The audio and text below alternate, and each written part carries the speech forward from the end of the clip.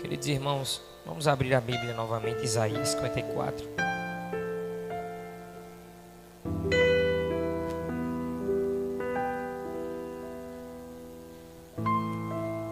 Verso 17, que é o versículo deste propósito que nós estamos fazendo. Pode se sentar, fica à vontade. Pode se sentar, fica à vontade. A leitura devocional já foi feita. Isaías 54, 17, que diz: toda ferramenta preparada contra ti não prosperará, e toda língua que se levantar contra ti em juízo, tu a condenarás. Esta é a herança dos servos do Senhor e a sua justiça que vem de mim, diz o Senhor. Quem pode dizer glória a Deus por essa palavra? Ser muito rápido, muito objetivo. Então peço que você não se distraia com nada. Apenas ouça a voz de Deus continuar falando com você. Isaías 54, ele está inserido em uma ordem chamada de segunda parte. Existem duas partes no livro de Isaías. A primeira parte vai do capítulo 1 até o capítulo 39. E a segunda parte vai do capítulo 40 até o capítulo 55. Quando esse texto, quando a história, melhor dizendo, é relatada nesse texto, ela aconteceu, o seu contexto, ou seja, o que aconteceu antes, o que estava acontecendo durante e o que aconteceu depois, envolve um cenário onde a nação de Israel, o povo de Deus, o povo escolhido, estava destruído, porque o povo de Israel, por desobediência, ainda estava cativo na nação da Babilônia. Esse texto aqui, ele possui dois significados. O primeiro significado é um significado histórico, porque a profecia é para o povo que está sendo disciplinado, seguindo uma ordem de tempo óbvia, estabelecida pelo próprio Deus. O povo desobedeceu, deveria passar 70 anos na nação da Babilônia, como disciplina da sua desobediência, e depois ser retirado. Então, isso é um significado histórico. O povo estava ali porque Deus havia determinado. Era uma determinação divina. Segundo, existe um significado messiânico, até porque o profeta Isaías, ele é considerado o profeta messiânico, porque na maioria dos textos ele profetiza sobre a vinda do Messias. Se trata de um significado, tem um significado messiânico, porque se trata das garantias daquele que venceu a morte e o pecado, evidenciando que o capítulo 54 é o testamento de alguém que morreu no 53. Existe uma herança destacada no versículo de número 17. O texto fala que esta é a herança dos servos do Senhor. E a herança só se tem valor para o herdeiro na morte daquele que deixou o testamento. Enquanto o pai, a mãe ou a pessoa que escreveu no testamento que a herança deveria ser de tal pessoa, aquela herança só passa a ter vigor na vida do filho ou na vida do herdeiro quando a pessoa que escreveu o testamento morrer. Então, basicamente, esse é o significado. O capítulo 54 é o testamento escrito de quem morreu no capítulo 53. Ou seja, não tendo como desfrutar dos presentes, ou seja, não tem, melhor dizendo, como desfrutar dos presentes que estão descritos no capítulo 54, sem receber o Cristo do capítulo 53. Porque o capítulo 53 fala: quem deu crédito à nossa pregação? Ele foi moído por nossas transgressões, o castigo que nos traz a paz estava sobre ele, e pelas suas pisaduras fomos sarados. Então, o capítulo 53 fala do nosso Jesus, que foi morto e crucificado e ressuscitou ao terceiro dia. Então não tem como receber as promessas, os presentes, as bênçãos descritas no 54. É muito bom a gente pregar. Deus não vai permitir que a ferramenta chegue até você. Não temas, porque você não será envergonhado ou envergonhada.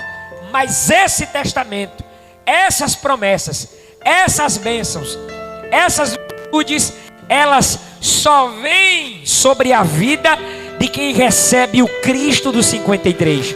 Ou seja, não tem como você receber as bênçãos de Deus se você não receber o Cristo das bênçãos. Não tem como você receber as bênçãos de Deus se você não receber o Deus da bênção. Então primeiro é necessário que recebamos a Deus. Primeiro é necessário que recebamos a Cristo, para que possamos receber as promessas de Deus. E as promessas do capítulo de número 54, que são promessas de Cristo. Quem pode dizer glória a Deus por isso? Jeremias profetiza a queda de Israel por causa dos anos sabáticos. A nação de Israel, quando estava na regalia, fazendo tudo que era certo aparentemente, estava cumprindo todos os mandamentos, mas o contexto histórico vai revelar que eles passaram 490 anos sem prestar os anos sabáticos. Porque a lei da terra era o seguinte: durante 6 anos a nação de Israel poderia plantar, a nação de Israel poderia colher, e a nação de Israel poderia cultivar sobre o solo.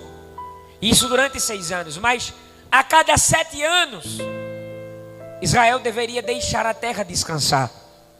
Não deveria produzir, plantar ou colher, muito menos cultivar. Não poderia arar a terra e trabalhar em absolutamente nada da agricultura, pois aquele ano era o ano do descanso, o ano do descanso da terra. E Israel não respeitou 490 anos do descanso da terra. Deus, em sua infinita misericórdia, sabendo que a nação de Israel não aguentaria, não suportaria a disciplina de 490 anos, agora revela a Jeremias, no capítulo 55, a profecia das 70 semanas. E Daniel compreende, quando está lendo os registros de Jeremias, ao qual ele entende dizendo: Senhor, tem misericórdia, pois eu entendi a profecia de Jeremias das 70 semanas, pois as 70 semanas representam os 70 anos de cativeiro. Quando Daniel lê isso, no livro de Daniel, nos capítulos 1 em diante, ele pede misericórdia ao Senhor. Senhor, tem misericórdia desse povo. Ele não está pedindo misericórdia pelo que eles estão passando, ele está pedindo misericórdia pelo que eles ainda vão passar. Porque se passou pouco tempo e o que vem pela frente ainda é muito terrível. São 70 anos de cativeiro. Só que o divisor de águas de um novo tempo que Israel vai viver está descrito no capítulo 5 do livro de Daniel. Por quê? Porque a nação de Israel vem num tempo de disciplina. Diga assim comigo: a nação de Israel.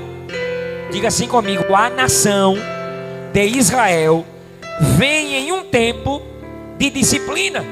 Então Deus está disciplinando o povo, mas está chegando perto dos 70 anos de cativeiro a acabarem. Diga assim comigo: os 70 anos de cativeiro estão acabando. Ou seja, a disciplina que foi imposta sobre o povo está terminando. Portanto, Deus precisa cumprir com a sua palavra. E a palavra que Deus fala é prego batido e ponta virada. Se Deus fala que é um ano, é um ano. Se Deus fala que é 10 anos, é 10 anos. Se Deus fala que é 70 anos, é 70 anos. Então não vai passar 71 anos, 72 anos, 75 anos. Não! Se Deus determinou 70, é 70, sim ou não? Porque Deus vela com a sua palavra para a cumprir. Então no capítulo 5 do livro de Daniel, esse período de disciplina ele está findando, está terminando.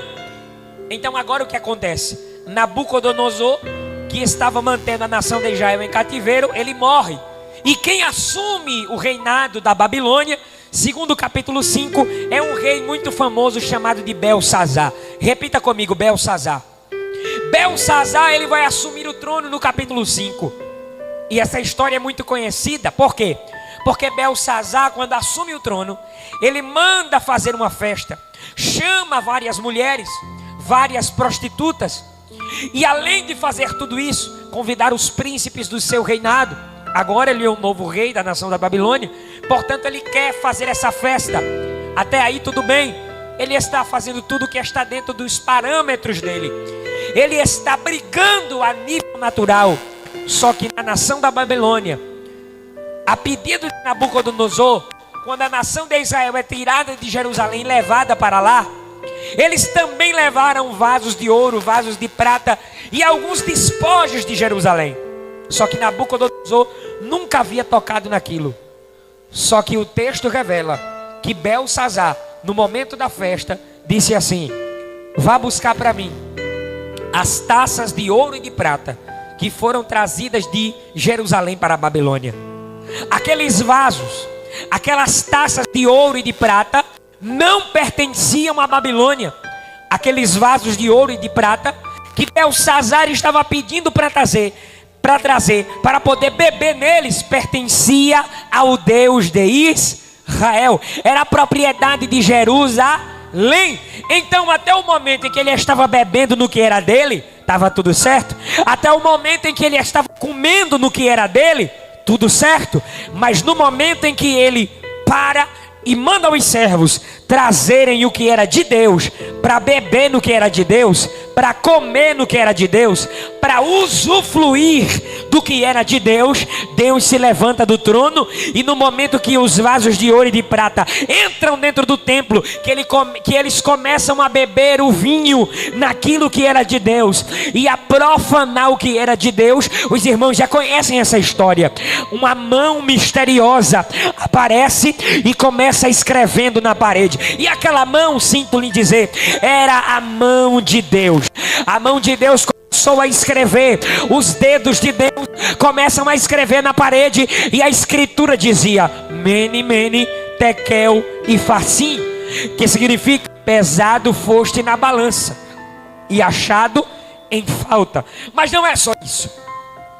Essa é apenas a primeira parte da determinação de Deus. A primeira parte é: pesado foste na balança e achado em falta, vírgula, dividido foi o teu reino entre os medos e os persas. Quem são os medos e os persas? Dois povos inimigos da Babilônia. Então o que Deus está dizendo é o seguinte: por causa da profanação de vocês, por causa da desobediência de vocês, porque vocês mexeram no que não era para mexer, porque vocês mexeram no que era propriedade minha, eu estou tirando a nação de Israel da mão de vocês e estou colocando na mão dos medos e dos persas. É aí que eu começo a pregar. Já estou me encaminhando para o final e você vai entender. O texto vai revelar e o contexto histórico vai dizer que Deus agora, nesse exato momento em que está escrevendo na parede, desce na casa de um homem chamado Astiages. Esse homem, ele era avô de um rei muito conhecido chamado rei Ciro. E Deus vai olhar para Astiages. A Bíblia não revela isso, mas existem histórias, existem contextos históricos que revelam o que aconteceram nessa época. Existem registros que datam da mesma época. E Deus vai descer dentro da casa de Astiages e vai dizer assim para ele: olha, na tua descendência vai nascer um homem, vai nascer uma criança que vai libertar a nação de Israel das garras de Belsazar e da nação da Babilônia. E o Senhor disse isso a Astiages, avô de Ciro. O tempo se passa e agora, quando Deus escreve na parede, Deus desce na casa de Ciro para confirmar aquilo que já havia sido profetizado ao seu avô. Deus desce dentro da casa de Ciro, que não era judeu, não era israelita, não entendia nada, nem conhecia Deus, mas Deus desce na casa de quem não conhece Ele para falar com ele e dizer assim: olha, a promessa que eu fiz a teu avô foi assim, assim, assim e assim.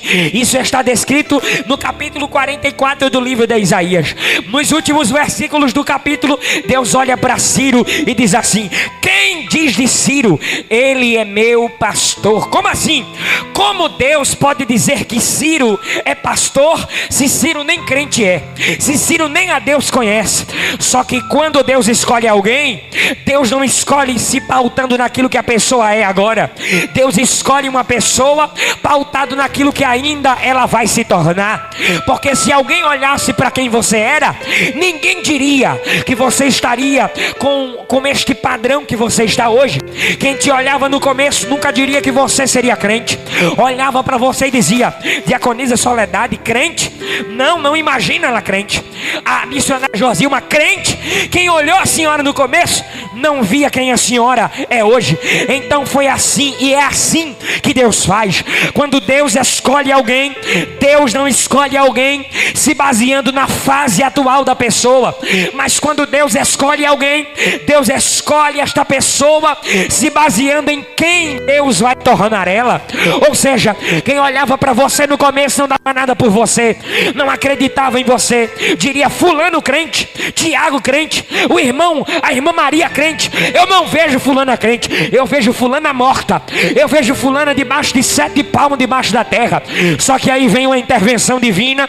Deus desce na terra e diz assim: eu escolhi você, você vai ser transformado, vai ser lavado, vai ser ungido, separado, e eu vou usar você. E olha você aí. Os seres humanos olhavam para você e não dava nada. Só que quando Deus te escolheu, Deus disse: eu quero você. Naquele tempo, de repente, você era um drogado, você era um beberrão. Você que está me assistindo em casa, de repente, quando Deus te chamou, você era um zero à esquerda. Você não tinha valor nenhum para a sociedade, mas Deus viu um valor em você. Sabe por quê? Porque Deus é especialista em reciclar o que o homem não quer. Se o homem joga fora, Deus vai lá no lixo, pega o lixo e transforma o lixo em luxo. É isso que Deus faz. Então o tempo se passa, e agora vem a profecia sobre Ciro. Quem é Ciro? Rei dos medos e dos persas. E o que foi que Deus disse a Belsazar? Eu estou dividindo o teu reino, colocando na mão dos medos e dos persas. Aí no capítulo 45 de Isaías, olha a profecia para o rei Ciro. Isaías começa a profetizar para Ciro e diz assim para ele: eu irei adiante de ti. Isso é Deus falando para Ciro: tu não é israelita, tu não é judeu, tu não é considerado por ninguém, nem me conhecer tu me conhecia, mas eu tenho uma profecia para liberar sobre a sua vida. Recebe, Ciro, eu irei adiante de ti, endireitarei os caminhos tortuosos, quebrarei as portas de bronze e despedaçarei os ferrolhos de ferro. E te darei os tesouros das escuridades e as riquezas encobertas, assim diz o Senhor. O que o Senhor estava dizendo para Ciro era o seguinte: tira o meu povo da mão da Babilônia, que eu vou dar tudo isso que eu estou te dizendo. Eu vou te dar ouro, eu vou te dar prata, eu vou te dar veste, eu vou te abençoar. Em outras palavras, Deus estava dizendo o seguinte: faz a minha obra, toma conta do que é meu, que eu tomo conta do que é teu. Faz para mim, que eu faço para você. Cuida das minhas coisas, que eu cuido das tuas coisas. Diga assim comigo: quem faz a obra de Deus. Diga assim: quem serve ao altar, o altar não deve nada para ninguém. Tudo que você está fazendo está sendo registrado. Às vezes que você entra dentro da igreja, às vezes que você limpa a igreja, às vezes que você serve água, às vezes que você prega, às vezes que você canta, às vezes que você faz a obra do Senhor, tudo isso está sendo registrado, anotado. E o Senhor toma a minha boca para te dizer: não desfaleça as tuas mãos, porque a tua obra terá uma recompensa.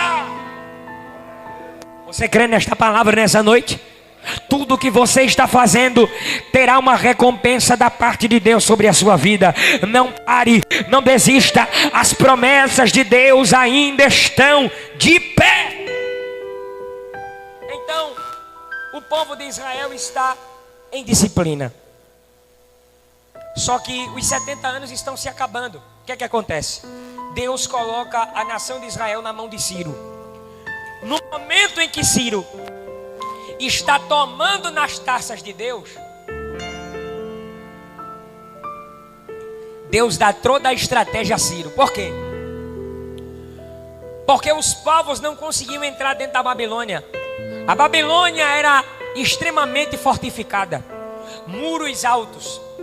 Existiam vários fortes, que eram locais onde soldados que dominavam arco e flecha, eles ficavam posicionados para que ninguém entrasse. E também quem entrava, também não conseguia sair sem autorização. Só que o Deus que promete, Ele cumpre. Se Deus disse que é 70 anos de prova, se Deus disse que é 70 anos de disciplina, quando chegar no final dos 70 anos, Deus não vai querer saber se a Babilônia é fortificada, se não é fortificada, se tem arqueiro, se não tem arqueiro, porque existe uma promessa de Deus sobre as nossas vidas. Em 1 Samuel capítulo 2, versículo de número 4, o arco do forte foi quebrado. Então Deus vai dar as estratégias a Ciro. Deus disse assim a Ciro: olha, não tem como entrar, mas eu vou te dar uma estratégia.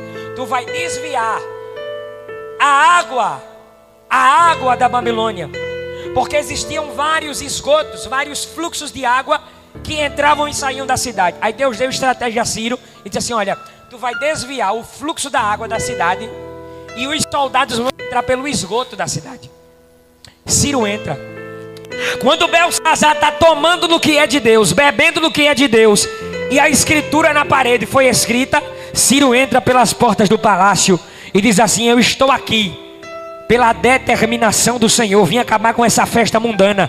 Ciro sai acabando com tudo, separa os babilônios da nação de Israel, tira Israel da mão da Babilônia, e Deus vem com uma promessa para Israel, trazendo um tempo, um reinado novo, aonde nesse reinado, quem está sobre o trono nunca saiu dele. Por isso Deus fala com Isaías no capítulo 6, dizendo: olha o que a Bíblia diz: no ano da morte do rei Uzias, eu vi o Senhor assentado. O que é que Isaías está dizendo? Isaías está dizendo enquanto os tronos da terra são desocupados, o trono do céu sempre esteve ocupado. Enquanto na terra muda rei e estabelece rei, o trono do céu nunca perde o seu rei. O rei está sentado sobre o trono, ninguém tira ele do trono, ninguém muda ele do trono, ele não morre, portanto não precisa que ninguém se sente no trono dele. Ou seja, os reis da terra, assim que um rei morre, outro assume no lugar. Mas o nosso Deus, Ele estava assentado no trono, Ele está sentado no trono e estará sentado no trono por toda a eternidade. Por isso Ele falou a Daniel que Ele muda o tempo e as horas, Ele muda rei, estabelece rei, porque Ele é o Deus Todo-Poderoso. Ele faz o que quer, quando bem quer, na hora que quer, do jeito que quer, usa quem quer, do jeito que quer. E Ele está dizendo: eu vou fazer na sua vida o que eu quiser. Olha a profecia sobre a nação de Israel: um povo desesperançoso, um povo medroso, um povo disciplinado recebe esperança novamente, porque Deus diz assim: foi eu que criei o ferreiro. Quem é o ferreiro? Nabucodonosor. Foi eu que criei o assolador de vocês, foi eu que coloquei vocês dentro da Babilônia. Mas eu também criei aquele que destrói a ferramenta do ferreiro. Quem é? O assolador. Quem é o assolador? Ciro. Foi eu que mandei Nabucodonosor colocar vocês em cativeiro, e foi eu também enviei Ciro para destruir a ferramenta de Nabucodonosor. Por isso eu digo a vocês: toda ferramenta preparada contra vocês não prosperará. Eu não estou entendendo, evangelista. Eu vou liberar uma palavra de Deus sobre a sua vida. Foi Deus que criou o ferreiro. Quem é o ferreiro? Aquele que cria as ferramentas para te destruir. Foi Deus que criou. E Deus também criou aquele que destrói as ferramentas do ferreiro. Portanto, assim diz o Senhor: toda ferramenta preparada pelo ferreiro para te matar, te destruir, te denegrir, manchar tua imagem, manchar teu ministério, manchar teu casamento, manchar a tua vida conjugal, assim te diz o Senhor dos Exércitos, pelo intermédio da sua palavra: não vai prosperar, não vai prosperar, não vai prosperar. Assim diz o Senhor dos Exércitos. Você que está em casa, assim diz o Senhor dos Exércitos: a ferramenta criada pelo ferreiro não vai prevalecer.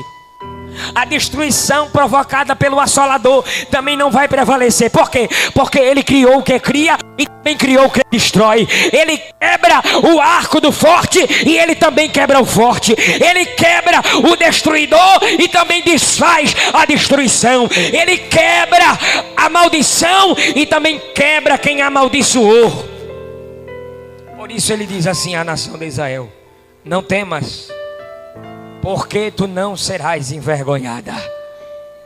Ele também diz mais, no versículo 2: alarga o espaço da tua tenda. Isso fala de crescimento. Diga assim comigo: crescimento. Diga assim: multiplicação. Por que Isaías está falando sobre isso? Eu encerro agora. Porque na cultura judaica existiam povos que cresceram em meio ao deserto. Diga assim: povos que cresceram em meio ao deserto. Ou seja, o povo estava no deserto, mas estava crescendo. O povo estava no deserto, mas estava se multiplicando. E o nome desses povos, eles eram chamados de beduínos. Os beduínos, eles eram fabricantes de tendas. Então as tendas, elas tinham um tamanho padrão. Digamos que uma tenda, ela tivesse 20 metros quadrados. Então os beduínos, eles eram acostumados a levantar tendas, porque naquela época não existia casa de alvenaria. Eles moravam embaixo de tendas. Então eles criaram essas tendas. Eles esticavam as cordas sobre o pano das tendas e eles batiam as estacas no chão para fixar o pano da tenda para ser o telhado da casa. Olha o que Deus vai dizer para Israel: alarga o espaço da tua tenda. Olha o que Deus vai dizer: puxa as tuas cordas e finca as tuas estacas. Sabe o que Deus está dizendo? Assim como os beduínos levantam suas tendas, vocês também vão levantar. Mas vocês não vão levantar do tamanho que eles levantam. O Senhor está dizendo assim para a nação de Israel: alarga o espaço. Ou seja, se o tamanho das tendas é de 20 metros quadrados, o que Deus está dizendo é: duplica o tamanho. Se é 20 metros, vai ser 40 metros. Se é 40 metros, vai ser 80 metros. Se é 80 metros, vai ser 160. Se é 160, vai ser 320. O Senhor está dizendo: o que eu tenho na sua vida vai ser dobrado. O que eu tenho na sua vida vai ser multiplicado. O que eu tenho na sua vida vai ser sinônimo de crescimento. Tem alguém para receber essa palavra aqui essa noite? Você que está em casa, receba esta palavra. Vai haver crescimento. Vai haver crescimento. Vai haver crescimento. Levanta, estende as tuas cordas, finca as tuas estacas, alarga o espaço da tua tenda, porque transbordarás para a direita e para a esquerda. Assim diz o Senhor dos Exércitos. Diga assim comigo: o Senhor está cuidando de mim. Fique de pé nessa noite. Vamos encerrar nesta noite adorando ao Senhor. Coloca aquele hino Volte a Sonhar, de Elaine Martins. Eu queria que você ouvisse esse hino, porque este hino vai trazer sobre a sua alma o desejo de crescimento. Você que tinha um sonho, você que tinha um projeto, você que tinha um desejo, de expandir, de crescer, de avançar, de multiplicar, de ser alguém na vida. O Senhor está dizendo: ainda dá tempo, ainda existem oportunidades que se abrirão, portas que aparecerão, pessoas que se levantarão. Alarga o espaço da tua tenda, porque não serás envergonhada.